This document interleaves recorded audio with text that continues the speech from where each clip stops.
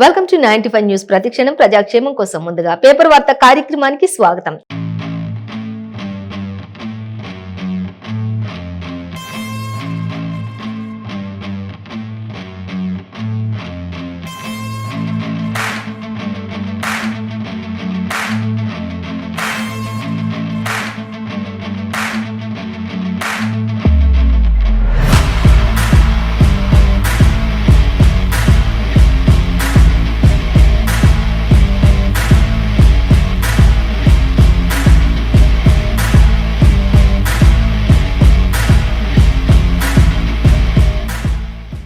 ఈ రోజు మన ముందు ఈనాడు, ఆంధ్రజ్యోతి దినపత్రికలని మరి ఏ దినపత్రికలో ఏ వార్తలు అనేది మనం మొదటిగా చూసుకున్నట్లయితే ఫస్ట్ వచ్చేసి మనం ఆంధ్రజ్యోతి దినపత్రిక చూసుకుందాం. ఆంధ్రజ్యోతి దినపత్రికలో మనకి ప్రధానంగా ఇచ్చిన వార్త అంటే బ్రిటన్ హోంమంత్రి బ్రెవర్మన్ పై వేటు వేశారు అనేది మనకు ఒక ప్రధాన వార్తగా కనిపిస్తూ ఉంది. ఆ తర్వాత మాత్రం పక్క రాష్ట్రాల వాళ్ళని ఓడించాలని చూస్తున్నారు పక్క రాష్ట్రాల వాళ్ళు బీఆర్ఎస్ ని అంటూ కూడా మనకి సీఎం కేసీఆర్ ఆయన మరి ప్రజా ఆశీర్వాద సభను ఉద్దేశించి ప్రజలందరినీ ఉద్దేశించి ఆయన మాట్లాడినటువంటి పరిస్థితిని మనకి ఇక్కడ ఇచ్చారు. సో దానికి సంబంధించి డీటెయిల్స్ చూద్దాం. అలాగే మరొక వార్త చూస్తే హ్యాట్రిక్ ఖచ్చితంగా కొడతాం అంటూ కూడా మంత్రి కేటీఆర్ మాట్లాడుతున్నటువంటి పరిస్థితి. సో ఆయనతోటి కూడా ఆయన మరి అనేక ఇంటర్వ్యూలు, బిగ్ డెబిట్స్ లలో ఆయన ఇచ్చినటువంటి ఇంటర్వ్యూస్ లోని మరి ఆయన కొన్ని విశేషాలని పంచుకున్నారు. సో ఆ విషయాలకు సంబంధించి కూడా మనం డీటెయిల్స్ చూద్దాం. అంటే మొత్తానికి దక్షిణాదిలో కేసీఆర్ రికార్డు సృష్టించడం అనేది మాత్రం హ్యాట్రిక్ సృష్టించడం అనేది మాత్రం కేవలం అది కేసీఆర్ కే సాధ్యమవుతుంది అంటూ కూడా ఆయన ఎంతో ధీమా వ్యక్తం చేస్తూ చెప్తున్నటువంటి పరిస్థితి మనం గమనించవచ్చు. మాకు 80+ సీట్లు రావడం కూడా ఖాయం అంటూ కూడా ఆయన ఎంతో మరి నమ్మకంగా విశ్వాసంతో చెప్తూ ఉన్నటువంటి పరిస్థితి. ప్రజలందరూ కూడా బీఆర్ఎస్ పక్షంగా ఉన్నారు. ఖచ్చితంగా సీఎం కేసీఆర్ హ్యాట్రిక్ కొడతారు. అలాగే ఆయన దక్షిణాదిలో కేసీఆర్ ని మించి రికార్డు సృష్టించే వ్యక్తి ఇంకా ఎవరు లేరు అంటూ కూడా ఆయన చెప్తూ ఉన్నటువంటి పరిస్థితిని మనం ఇక్కడ గమనించవచ్చు. ఏ మాత్రం కూడా ఇందులో సందేహం లేదు అని చెప్తూ ఉన్నటువంటి పరిస్థితిని కూడా గమనించవచ్చు. అలాగే మరొక వార్త చూస్తే ఇక బతుకులు బుగ్గి పాలు అంటూ కూడా మనకి ఇక్కడ బతుకులు బుగ్గి అంటూ మనకి ఇక్కడ ఇచ్చారు. సో దానికి సంబంధించి అంటే నాంపల్లిలో అపార్ట్మెంట్ లో జరిగినటువంటి మంటల్లో చిక్కుకుని 9 మంది వరకు మృతి చెందినట్లుగా తెలుస్తుంది. ఎంతో హృదయాన్ని కలిచివేస్తున్నటువంటి ఈ దృశ్యం మరి దివాళీ ఫెస్టివల్ రోజే జరిగినటువంటి ఈ దుర్ఘటన అని చెప్పుకోవచ్చు మనం. మరి మంటల్లో చిక్కుకొని ఆహాకారాలతోటి ప్రాణాలు విడిచినటువంటి 9 మంది అంటూ కూడా మనకి ఇక్కడ దుర్మరణం పాలయ్యారు. 9 మంది కూడా అంటూ వారిలో మహిళలు, చిన్నారులు అలాగే పురుషులు కూడా ఉన్నట్లుగా మనం గమనించవచ్చు. అలాగే దానికి సంబంధించి అసలు ఏం జరుగుతుంది ఏంటి అనేది కూడా మనం డీటెయిల్ గా చూద్దాం. అలాగే ఇక నామినేషన్ల పరిశీలనలో రగడ అంటూ కూడా మనకి ఇక్కడ ఇచ్చారు. ఖమ్మం, ఆలంపూర్ బీఆర్ఎస్ అభ్యర్థుల పత్రాలపై కొంత వివాదం చోటు చేసుకుంటూ ఉంది అనేది కూడా మనకి ఇక్కడ ఇచ్చారు. సో దానికి సంబంధించి కూడా మనం డీటెయిల్స్ గా చూసుకుందాం. అలాగే మరొక వార్త చూస్తే సొరంగంలో 40 ప్రాణాలు అంటూ మనకి ఇక్కడ ఇచ్చారు. సో దానికి సంబంధించి ఎక్కడ ఏంటి అని కూడా డీటెయిల్స్ చూద్దాం.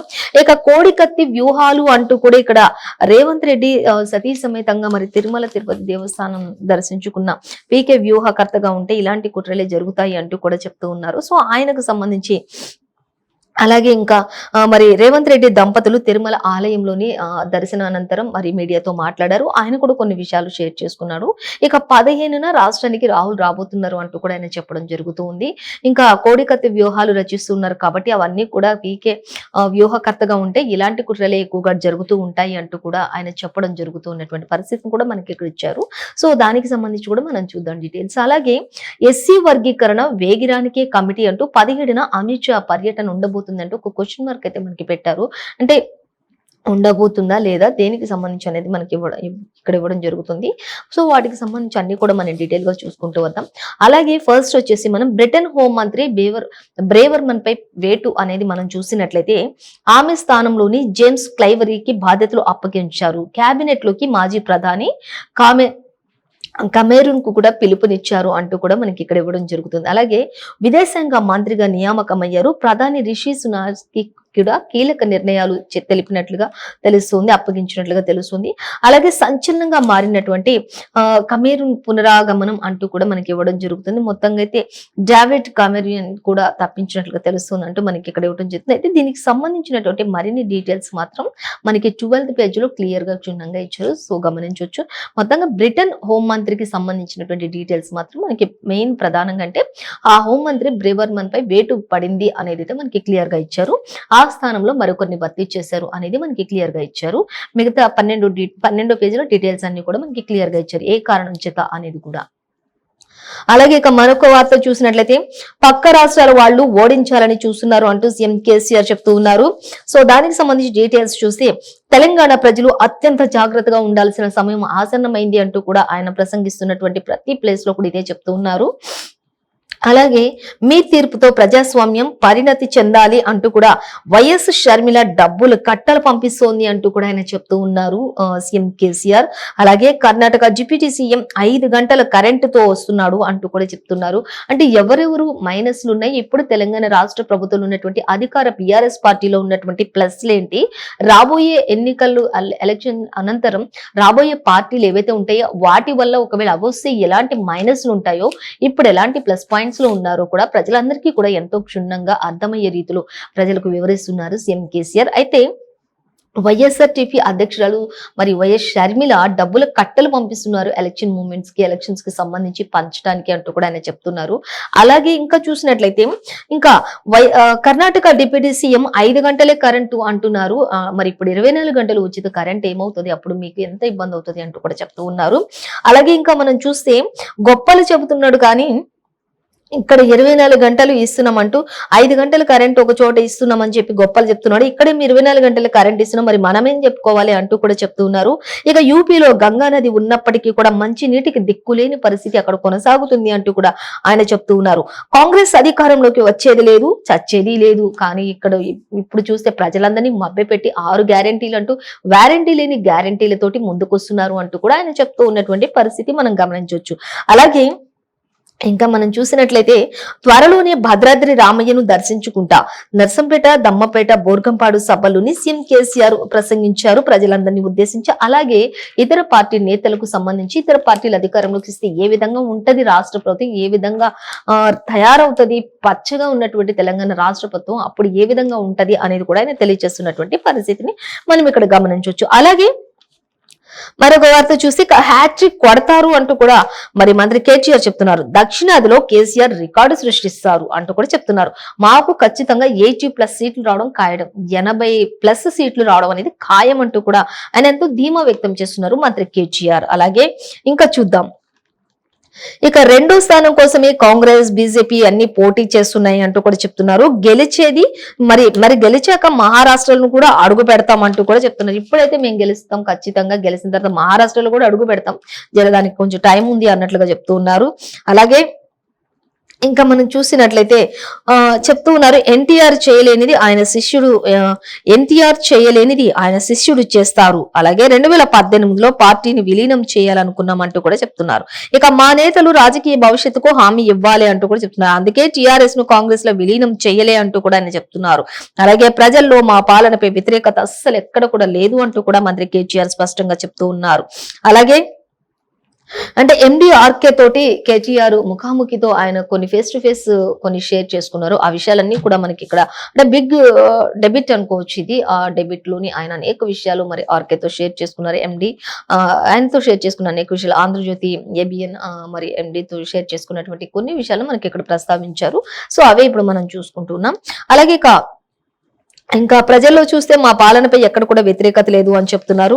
కొన్ని పొరపాట్లు చేశాం కానీ అవి సరిదిద్దుకుంటాం అంటూ కూడా ఆయన చెప్తున్నారు. కొన్ని పొరపాట్లు మేము చేయలేదని చెప్పట్లేదు, కానీ చేశాం, వాటిని సరిదిద్దుకునే అవకాశం కూడా మాకు ప్రజలు ఇస్తారు, ఖచ్చితంగా వాటిని మేము సరి చేసుకుంటాం అన్నట్టు కూడా ఆయన చెప్తూ ఉన్నటువంటి పరిస్థితి మనం ఇక్కడ గమనించవచ్చు. అలాగే ఇంకా కొన్ని పొరపాట్లు చేశాం కాబట్టి ఇక బాబుపై సెన్సిటివ్ గా మాట్లాడి ఉండాల్సిందేమో అంటూ కూడా చెప్తున్నారు. ఇంకా అంటే కొన్ని విషయాలు సెన్సిటివ్ గా మాట్లాడి ఉండాల్సిందేమో అంటూ కూడా ఆయన చెప్తూ ఉన్నారు. సో వాటికి సంబంధించి కూడా డీటెయిల్స్ ఇంకా మనకి ఇచ్చారు. అలాగే ఇక మానసికంగా సిద్ధమయ్యారా అంటూ మరి ఆర్కే క్వశ్చన్ చేస్తున్నారు. అయితే ఆ విషయానికి ఆర్కే చెప్తూ ఉన్నారు, కొంచెం ఓపిక్ గా మాట్లాడడానికి అలవాటు పడ్డావు అంటూ ఈ మధ్య ఒక మీటింగ్ లో కూడా మాట్లాడుతూ ఎన్టీ రామారావు లాంటి ఓడిపోయారు, మాదెంత అంటూ మీరు చాలా తగ్గించుకుని మాట్లాడుతున్నారు, ఒకప్పుడు ఉన్నంత దురుసు ప్రవర్తన అయితే ఇప్పుడు మీలో కనిపించట్లేదు అంటూ కూడా ఆర్కే మాట్లాడుతూ ఉన్నటువంటి పరిస్థితి. ఆ క్వశ్చన్ కి ఆన్సర్ గా ఎవరం కూడా ఈ భూమి మీద పర్మనెంట్ గా ఉండేది లేదు, ఒక పార్టీ అన్న తర్వాత గెలుపోవటంలు అనేవి ప్రతి దాంట్లో కూడా సహజంగానే ఉంటాయి, కాబట్టి మనం అన్ని కూడా తెలుసుకుంటూ ముందుకు వెళ్లాల్సిన అవసరత ఎంతో ఉంది కాబట్టి ప్రతి దాంట్లో కూడా నేను ఆచితూచి అడుగులు వేస్తున్నాను అంటూ కూడా మంత్రి కేటీఆర్ చెప్తూ ఉన్నటువంటి పరిస్థితి. ఇక దక్షిణాదిలో మాత్రం ఏ రాజకీయ నాయకుడు కూడా సాధించలేని రీతిలో కేసీఆర్ హ్యాట్రిక్ సాధిస్తారనేది మాత్రం నేను ధీమా వ్యక్తం చేసి చెప్పగలను అంటూ కూడా ఆయన ఎంతో మరి విశ్వాసంతో చెప్తూ ఉన్నటువంటి పరిస్థితిని ఆయన ఖచ్చితంగా చెప్తున్నారు మంత్రి కేటీఆర్. అలాగే ఇంకా మనం చూస్తే మంత్రి కేటీఆర్ భరోసా కూడా ఆయన వ్యక్తం చేసిన కేసీఆర్ ఖచ్చితంగా హ్యాట్రిక్ సాధిస్తారంటూ భరోసా వ్యక్తం చేస్తున్నారు. అలాగే ఈసారి ఎన్నికలు 80కి పైగా కూడా సీట్లు సాధిస్తామంటూ కూడా ఆయన నమ్మకాన్ని వ్యక్తం చేస్తూ ఉన్నారు. ఆ తర్వాత చూస్తే మూడోసారి గెలిచిన తర్వాత కేసీఆర్ జాతీయ రాజకీయాల్లో కూడా చక్రం తిప్పుతారని కూడా చెప్పారు. ఆంధ్రజ్యోతి ఏబిఎన్ ఎండి వేమూరి రాధాకృష్ణ తోటి సోమవారం నిర్వహించినటువంటి బిగ్ డిబేట్ లో ఆయన పాల్గొన్నారు. ఆ వివరాలన్నింటినీ కూడా మనకి ఇక్కడ షేర్ చేశారు. మొత్తంగా అయితే ఆయన ఏది చెప్పినా ఏం చెప్పినప్పటికీ కూడా ఖచ్చితంగా సీఎం కేసీఆర్ హ్యాట్రిక్ కొట్టడం అనేది 100% అన్నట్లుగా మాత్రం చెప్తున్నారు. అవి ఎన్ని సీట్లు కూడా వస్తాయనేది కూడా ఆయన ఎంతో క్లియర్ గా చెప్పడం జరుగుతుంది. సో మరిన్ని డీటెయిల్స్ అన్ని కూడా మనకి సెకండ్ పేజ్ లో థర్డ్ పేజ్ లో ఇచ్చారు, గమనించవచ్చు. అలాగే ఇక మరొక వార్త మనం చూస్తే సొరంగంలో 40 ప్రాణాలు అంటూ ఇచ్చారు. చార్ధాం రోడ్ లో ప్రాజెక్ట్ లో కూలినటువంటి టన్నెల్ నిర్మాణ పనుల కోసం వెళ్లి చిక్కుకున్నటువంటి కూలీలు ఆ యొక్క స్వరంగంలో 40 ప్రాణాలు కొట్టిమిట్టాడుతున్నాయి అంటూ కూడా మనకి ఇక్కడ ఇచ్చారు. ఇక 2 రోజులుగా అందులోనే ఉండిపోయారు. సొరంగంలోకి ఆక్సిజన్ పంపించారు, ఆహారం, నీరు అన్ని కూడా పంపిణీ చేస్తున్నారు. ఉత్తరాఖండ్ లోని ఉత్తర కాశీ జిల్లాలో జరిగినటువంటి ఈ ఘటన అంటూ కూడా మనకి ఇక్కడ ఇచ్చారు. ఇక వారందరినీ కూడా మరి రెస్క్యూ టీం అంతా కూడా వారిని తీసుకొచ్చే ప్రయత్నం చేస్తూ ఉంది అంటూ కూడా మన వెలికి తీసి బయటకు తీసే ప్రయత్నాలు చేస్తూ ఉన్నారు అంటూ కూడా మనకి ఇక్కడ ఇచ్చారు. అలాగే ఇక మరొక వార్త మనం చూసినట్లయితే కోడికత్తి వ్యూహాలు అంటూ మనకి ఇక్కడ ఇచ్చారు. పీకే వ్యూహకర్తగా ఉంటే ఇలాంటి కుట్రలే జరుగుతాయి అంటూ మరి రేవంత్ రెడ్డి చెప్తున్నటువంటి పరిస్థితి. గువ్వలపై దాడి ఘటన మొత్తం డ్రామానే అంటూ చెప్తున్నారు. ఆంధ్రప్రదేశ్ లోని కోడికత్తి దాడి, బెంగాల్లో కూడా మమత కాలికి గాయం, గత ఉదాహరణలన్నీ మరో 15 రోజుల్లో 3 కుట్రలు జరుగుతాయని కూడా చెప్తున్నారు. కేటీఆర్ చెబుతుంటే ఈసీ చర్యలు ఎందుకు తీసుకోవట్లేదు అంటూ కూడా చెప్తూ ఉన్నారు. అలాగే కర్ణాటకలో కుమారస్వామి మాట్లాడితే లైవ్ కోసం తెలంగాణ టీవీ ఛానళ్లకు హరీష్ ఫోన్లు చేశారు అంటూ చెప్తున్నారు. వర్గీకరణకు బిల్లు పెడితే కాంగ్రెస్ బేషరతుగా మద్దతు అంటూ ఇచ్చారు. మోదీ చాలా సన్నిహితుడికి ఓవైసీ ఇంట్లో విందు. అలాగే ఇంకా మనం చూస్తే విందు అలాగే ఇవ్వలేదని ఆయన ప్రమాణం చేస్తారు అంటూ కూడా చెప్తున్నారు. ప్రెస్ మీట్ లో టీపీసీసీ అధ్యక్షులు రేవంత్ రెడ్డి సవాల్ విసురుతూ ఉన్నారు. అనేక విషయాలపై కూడా ఆయన స్పందించారు అనేది కూడా మనకి ఇక్కడ క్లియర్ గా మెన్షన్ చేశారు. అలాగే 17న రాష్ట్రానికి రాహుల్ రాబోతున్నారు. వరంగల్, పాలకుర్తి, భువనగిరిలో ప్రచారం కొనసాగించే అవకాశం ఉంటుంది. వారితో పాటు ఇంకా రాహుల్ గాంధీ, ప్రియాంక గాంధీ కూడా వచ్చే అవకాశాలు కూడా ఉన్నాయంటూ కూడా చెప్తూ ఉన్నారు. అలాగే ఇక 17న మాత్రం అమిత్ షా పర్యటన ఉంటుంది అంటూ కూడా మనకి ఇక్కడ ఇచ్చారు. అంటే ఎస్సీ వర్గీకరణ వేగిరానికి కమిటీ, రోజువారీ ప్రక్రియ పర్యవేక్షణ, దాని బాధ్యత. వర్గీకరణకు కేంద్ర ప్రభుత్వం సానుకూలంగా స్పందిస్తూ ఉంది అంటూ కూడా మనకి ఇవ్వడం జరుగుతుంది. 7 న్యాయమూర్తులతోటి ధర్మాసనం ఏర్పాట్లకు అంగీకారం తెలిపింది అంటూ కూడా మనకి ఇక్కడ ఇచ్చారు. ఇక కమిటీపై కొందరిని తప్పుడు ప్రచారం చేస్తున్నారు అంటూ కూడా కిషన్ రెడ్డి వ్యాఖ్యానిస్తున్నటువంటి పరిస్థితి కూడా మనం గమనించవచ్చు.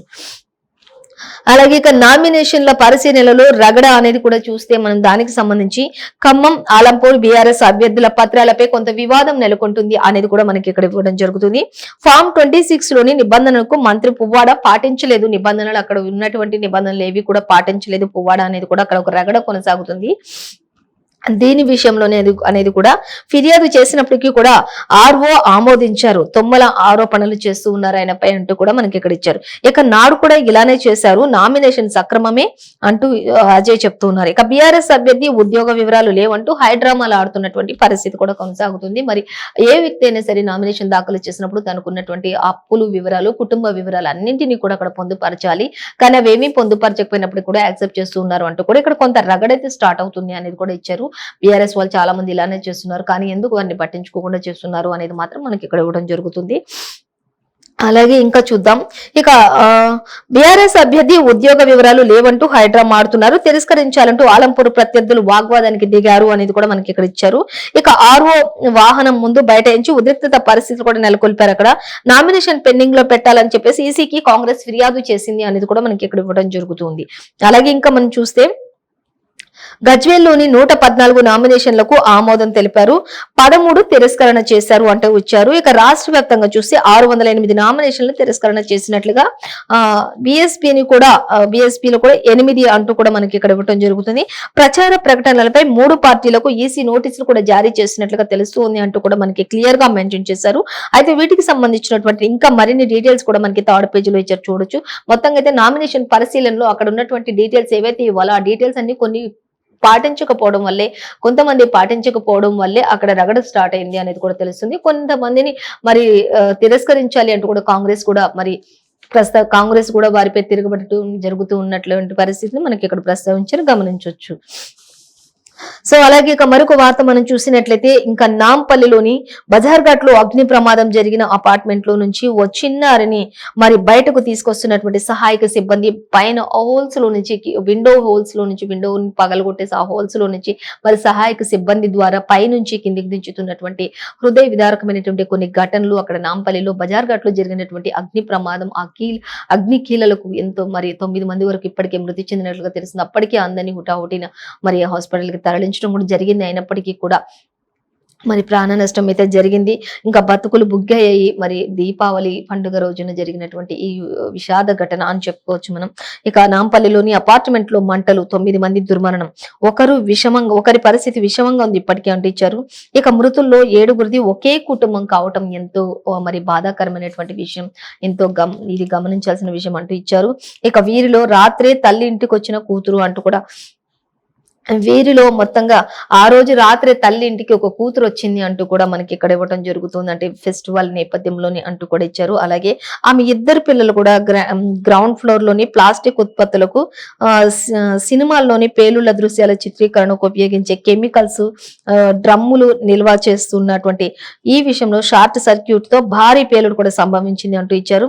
అపార్ట్మెంట్ లోకి ఎగిసిపడినటువంటి మంటలు విషపూరిత పొగకు ఆ మంటలకు ఆ మెట్లపై పడి కూడా కొంతమంది మృతి చెందినట్లుగా తెలుస్తుంది. ఇక గవర్నర్ ఈ విషయానికి దిగ్భ్రాంతి వ్యక్తం చేశారు. 2 రోజుల్లో నివేదికకు ఆదేశం చేశారు. ఘటనా స్థలానికి మంత్రి కేటీఆర్ వెళ్లారు. అలాగే 50 లక్షల చొప్పున ఒక్కొక్కరికి పరిహారం కూడా అందించారు. ప్రభుత్వం నిర్లక్ష్యంతో ఈ ఘోర ప్రమాదం అయితే జరిగింది అంటూ కిషన్ రెడ్డి కూడా వ్యాఖ్యానించడం జరుగుతూ ఉన్నటువంటి పరిస్థితి. అగ్ని ప్రమాదాలకు నిలయంగా హైదరాబాద్ ఉంది అంటూ రేవంత్ రెడ్డి కూడా ఈ విషయంలో స్పందించారు. అగ్ని ప్రమాదాలకు నిలయంగా ఇప్పుడున్నటువంటి హైదరాబాద్ పాలన కొనసాగిస్తున్నటువంటి సర్కార్లోనే జరుగుతుంది అంటూ రేవంత్ రెడ్డి, అలాగే ఇది ఖచ్చితంగా ప్రభుత్వ తప్పే అంటూ కూడా మరి ఇటు బీజేపీ కేంద్ర మంత్రి కిషన్ రెడ్డి కూడా ప్రస్తావిస్తూ ఉన్నారు. ఇద్దరు కూడా స్పందించారు. ఖచ్చితంగా అప్పటికే కేటీఆర్ అక్కడికి వెళ్ళడం కూడా జరిగింది. ఒక్కొక్కరికి మరి మృతులకు 50 lakhs వరకు ఎక్స్గ్రేషియా కూడా ప్రకటించినట్లుగా తెలుస్తుంది. ఒకే కుటుంబానికి చెందిన వారు 7గురు ఉండటం విషయం ఎంతో విషాదమైనటువంటి ఘటన. అదే అపార్ట్మెంట్ లో అదే రోజు రాత్రి మరి తెల్లారితే ఫెస్టివల్ అని చెప్పేసి తల్లిగారింటికి తన కూతురు కూడా ఒక కుటుంబంలో వచ్చినట్లుగా తెలుస్తుంది అనేది కూడా మనకి ఇక్కడ ఇచ్చారు. మొత్తం అయితే ఎంతో హృదయాన్ని కలిచివేసేటటువంటి ఘటన అంటూ కూడా అక్కడ అంతా పలువురు ఎంతో మరి బాధపడుతూ ఉన్నటువంటి పరిస్థితిని మనం గమనించవచ్చు. సో ఇంకా దీనికి సంబంధించినటువంటి మరిన్ని డీటెయిల్స్ అయితే రావాల్సి ఉంది. ఇంకా మొత్తం ఖచ్చితంగా కూడా మరి గవర్నర్ కూడా ఈ విషయంలో దిగ్భ్రాంతి వ్యక్తం చేశారు. పలువురు అందరూ కూడా స్పందించారు అంటూ కూడా ఇచ్చారు. ఖచ్చితంగా 2 రోజుల్లో అసలు కారణాలు ఏంటి, ఏ విధంగా ఎందుకు జరిగింది అనేది నివేదికలు మాత్రం ఖచ్చితంగా సమర్పించాలి. 2 days మాత్రమే టైం ఇస్తున్నాం అంటూ కూడా గవర్నర్ కూడా చెప్పడం జరుగుతున్నటువంటి పరిస్థితిని మనం ఆంధ్రజ్యోతి దినపత్రికలో గమనించవచ్చు. సో మరొక వార్తాపత్రిక చూసినట్లయితే ఈనాడు దినపత్రిక చూద్దాం. ఈనాడు దినపత్రిక చూసినట్లయితే మనకి ఈనాడు దినపత్రికలో ఫస్ట్ ప్రధానంగా ఇచ్చిన వార్త అంటే అహంకార కుటుంబ పార్టీలను తరిమేద్దామంటూ బీజేపీని గెలిపిద్దామంటూ ప్రధాని నరేంద్ర మోదీ సామాజిక న్యాయం బీజేపీతోనే సాధ్యమవుతుంది అంటూ మనకి ఒక ప్రధాన హెడ్లైన్ గా అయితే ఇచ్చారు. సో మొత్తంగా బీజేపీకి సంబంధించినటువంటి అంటే జనసేన అధ్యక్షులు పవన్ కళ్యాణ్, అలాగే ఈటెల రాజేందర్, ఇంకా కిషన్ రెడ్డి, అలాగే బండి సంజయ్, ఇంకా ప్రధాని నరేంద్ర మోడీ, అలాగే ఎంతో పట్టిద్రాత్ర మంత్రులు అందరూ కూడా ఉన్నటువంటి పరిస్థితిని ఆ యొక్క పిక్ ను కూడా ఇక్కడ వేసినటువంటి పరిస్థితి గమనించవచ్చు. అలాగే ఇక మరొక వార్త చూసినట్లయితే మనకి ప్రధానంగా 9 మందిని బలిగొన్న అగ్ని ప్రమాదం అంటూ నాంపల్లిలో జరిగినటువంటి ఈ దుర్ఘటనకు సంబంధించి ఇక్కడ మనకి ఇక్కడ ఇచ్చారు. ఇక అగ్నికీలలు బయటికి ఎగిసిపడుతున్నటువంటి దట్టమైన ఆ పొగకే సగం మంది మెట్లపై కుప్పకూలి పడిపోయి మరీ మృతి చెందినట్లుగా తెలుస్తున్నటువంటి పరిస్థితి మనం ఇక్కడ గమనించవచ్చు. షార్ట్ సర్క్యూట్ తోటి ఈ ఘటన జరిగి ఉండొచ్చు. భవనం కింద అంతస్తులోని రసాయన డ్రమ్ములకు మంటలు అంటుకొని వెంటనే భారీ పేలుడు సంభవించింది అంటూ కూడా గ్రౌండ్ ఫ్లోర్ లో ఉన్నటువంటి ఆ యొక్క రసాయనాలు పేలడం వల్లే ఈ యొక్క ప్రమాదం చోటు చేసుకుంది అంటూ కూడా మనకి ఇక్కడ ఇవ్వడం జరుగుతుంది. ఇక వెంటనే భారీ పేలుడు సంభవించింది. ఇక మృతులంతా కూడా 2 కుటుంబాల వారే అవ్వడం ఎంతో బాధాకరమైనటువంటి విషయం.